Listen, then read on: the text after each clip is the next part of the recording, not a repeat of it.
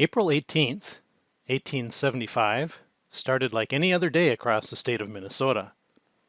At the capital city of St. Paul, trains and steamboats were coming and going. The railroad hub at St. Paul was along the Mississippi River, where the extension to Mankato departed to the southwest. That southwest railroad extension was called the St. Paul and Sioux City Railroad. One particular train, heading out of St. Paul that morning on that extension, was called a special, which meant it was not a regularly scheduled train. It was made up of the locomotive New Richmond, one passenger car, and one baggage car. The passenger car carried a special cargo, the Plunkett Theatrical Troupe, a group of about 40 people who were based in the Minneapolis and St. Paul area.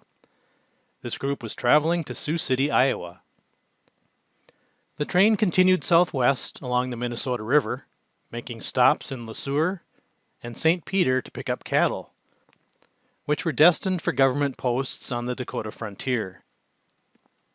The train, having added 6 cattle cars, pulled out of St. Peter and headed south toward Mankato. Mankato was one of the larger cities in southern Minnesota, anchored along the bend in the Minnesota River. However, prior to reaching Mankato, the train crashed. News of the crash quickly spread to national newspapers, like the Chicago Tribune. The Nashville paper called the crash a crime, or a diabolical attempt to destroy life. The Mankato Union described the crash as a fiendish outrage, while the Mankato Weekly Record said it was a deliberate attempt to wreck the train. Let's take a look at what happened. As mentioned before, this was a special train, powered by the steam locomotive New Richmond. It had a 5-person crew, including the conductor, engineer, fireman, and 2 brakemen. 6 cattle cars containing 104 head of livestock had been added at the Le Sueur and St. Peter stops. These cars were attached right behind the locomotive. The baggage car immediately trailed the cattle cars and contained the baggage and props for the theatrical troupe. The passenger car was the final car in the train, containing the 40-person Plunkett troupe. The St. Paul and Sioux City Railroad paralleled the Mississippi and Minnesota rivers. Both rivers had several tiers of bluffs on either side of the river. Small rivers and streams passed from the bluffs into the larger rivers, which required small trestle bridges, and in spots, much larger trestle bridges to cross.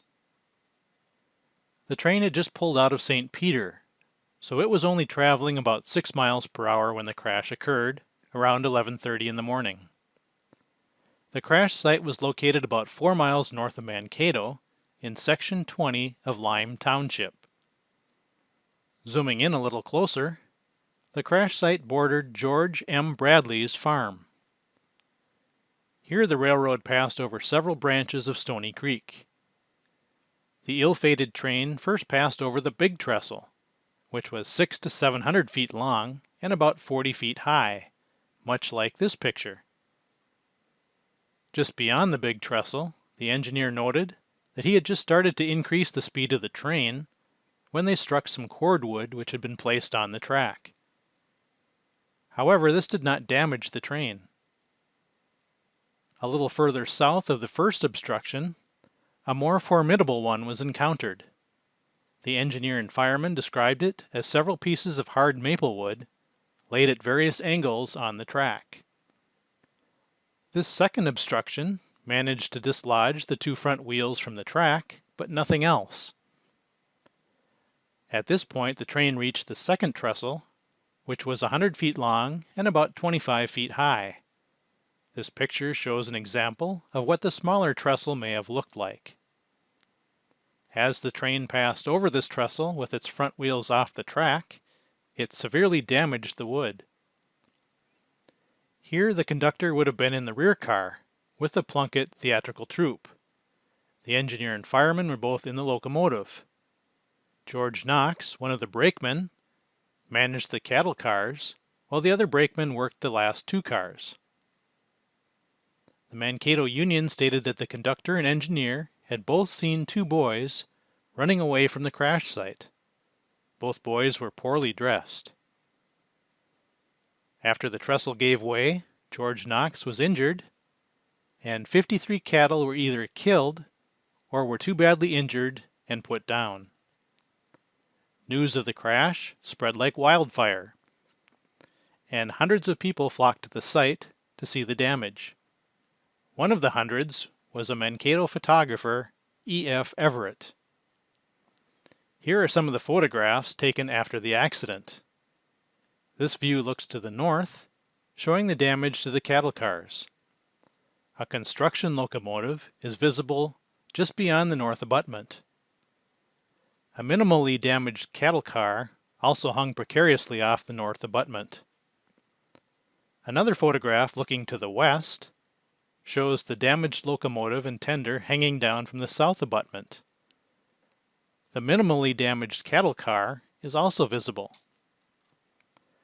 This view also shows the locomotive and tender hanging from the south abutment. This shot shows some of the cattle that were killed in the crash. Finally, this view shows the construction train parked on the north side of the trestle.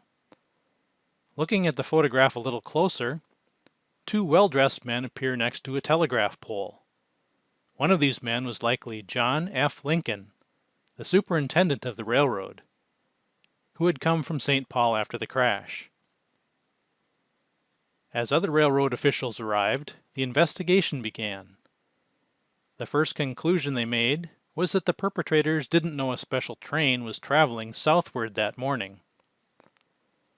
Normally, the first train passing along that section of track was a northbound one, bound for St. Paul. It was surmised that if the northbound train had hit the series of obstacles and crashed through the big trestle, it could have been catastrophic. A similar derailment was attempted back on September 21, 1874, at the very same spot. On that occasion, a piece of railroad iron had been wedged along the track.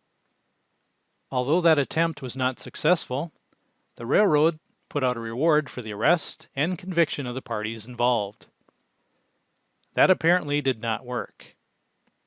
The night before the crash, April 17, 1875, another engineer reported an attempt to derail a train at the Stony Creek crossings. This attempt used pieces of wood and was also unsuccessful. The third attempt, which resulted in the crash on April 18th, luckily resulted in no loss of human life. Damages were estimated at around $12,000, which was a significant number in 1875. The governor of Minnesota offered a $1,000 reward for the arrest and conviction of the parties involved. However, it seems the parties involved were never caught. That concludes the video. Please check out my websites at mnbricks.com and chaskabrick.com.